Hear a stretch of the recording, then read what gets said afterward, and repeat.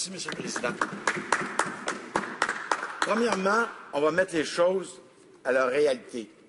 Ce n'est pas parce que le NPD ne suit pas aveuglément les dictats du Parti conservateur que nous sommes pour l'insécurité et que nous sommes pour laisser faire le mouvement terroriste. Nous voulons le combattre efficacement et non pas s'en faire un allié. Car je vous rappelle que j'avais un prof de stratégie mondialement reconnu, M. Garand, qui avait dit « Le terrorisme vit une relation incestueuse avec les médias.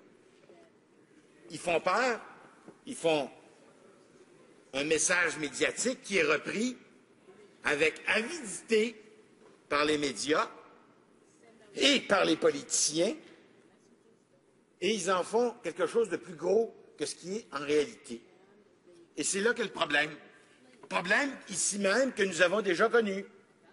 Le débat entre Pierre Elliott Trudeau et Tommy Douglas sur la loi d'octobre 70.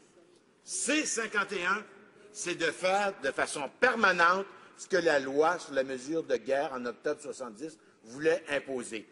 Loi qui a conduit 400 citoyens canadiens en prison pour rigoureusement rien.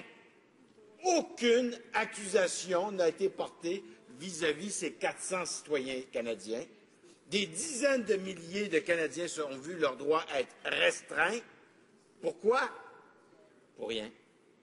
Le FLQ, qui était une menace réelle, a été détruit par une opération de police classique. La présente situation, je vous rappelle, Monsieur le Président, que présentement, au Canada, on recherche 1000 femmes autochtones. 1000! Pas 2. 1000! C'est quand même assez important.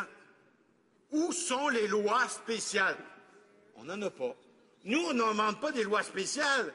On demande une commission d'enquête pour savoir comment ça se fait que la police ne parvient pas à empêcher cette criminalité. Est-ce qu'il y a des choses, des éléments sociaux dans lesquels on pourrait investir pour limiter ce problème-là? Rien. Rigoureusement rien. On a toujours le problème de la criminalité organisée. Au Canada, chaque année, les règlements de compte, Monsieur le Président, entre bandits et quelquefois leurs victimes, c'est à peu près 100 meurtres. Plus ou moins. Le nombre de gens qui meurent à cause des drogues illicites. Présentement, malheureusement, dans la région de Montréal, entre autres, on a des gens qui vendent de l'héroïne de mauvaise qualité.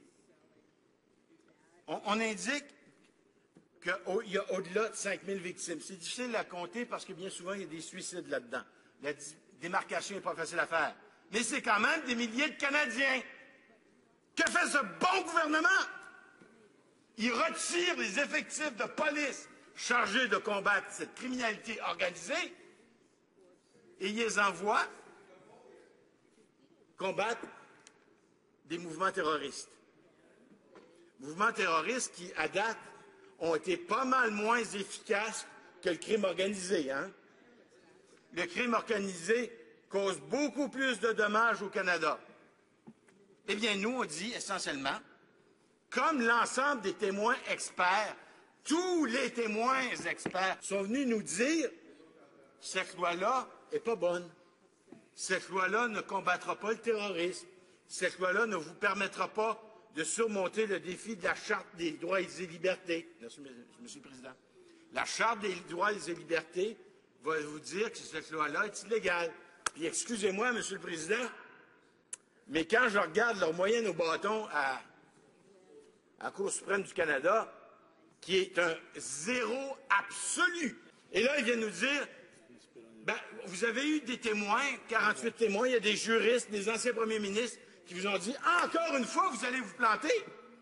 Puis ils viennent nous dire, non, non, non, non, cette fois-ci, la Cour suprême va nous donner raison. Ben, question de crédibilité, je pense que j'aime mieux faire confiance à tous les témoins experts, à tous les premiers ministres, à tous les éminents juristes qui vous disent « Hey les gars, encore une fois, vous allez vous planter », que de faire confiance à votre opinion juridique, qui ne vaut pas grand-chose. Alors, pour finir, M. le Président, il y avait effectivement Don Quichotte qui jouait les matamors et qui attaquait des moulins à vent en pensant que c'était des géants. Eh bien, intellectuellement parlant, mes distingués confrères du Parti conservateur sont au niveau de l'âge mental de Don Quichotte. Encore une fois, ils inventent des géants et ils leur donnent la charge. Manifestement, vous n'aimez pas ce que je vous dis. Ben, vous savez quoi, il y a mieux que ça. L'immense majorité des Canadiens sont d'accord avec moi, et ils rejettent votre position. Vous êtes parti à 85% d'un sondage en disant tout le monde est d'accord, mais quand les Canadiens comprennent ce que vous faites réellement, c'est de leur attaquer leurs droits, eh bien, ces Canadiens-là vous retirent leur soutien. Merci, M. le Président.